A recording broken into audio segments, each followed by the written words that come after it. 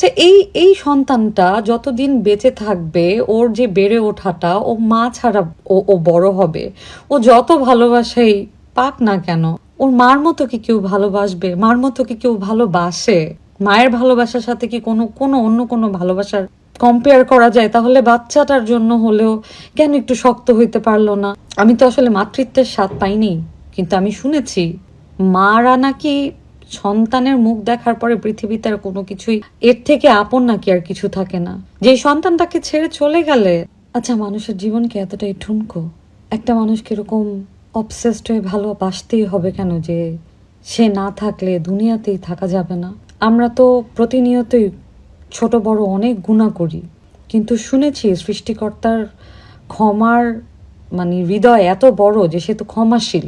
তো আপনি যদি ঠিক মতো আপনার ভুল বুঝতে পেরে আপনি যদি ক্ষমা চান সুন্দরভাবে, আপনি ভালো কাজ করেন, আপনার মনে যাতে অনেক বেশি বিশ্বাস থাকে, তাওয়াক্কুল থাকে, আপনি আপনার যদি মানে আপনি অনেক পজিটিভলি চিন্তা করেন, আপনি মানুষকে হেল্প করেন, আপনি আপনার সামর্থ্য অনুযায়ী আপনি ভালো কাজ করার চেষ্টা করেন, একটা সময় আপনার সব কাজের উসিলাতে আপনি সৃষ্টিকর্তার কাছে যদি মাফ চান প্রত্যেকটা ভালো কাজের উসিলার জন্য, সৃষ্টিকর্তা চাইলে আপনার সেই বড় গুনাহটাও চাইলে সে ক্ষমা করে দিতে পারে।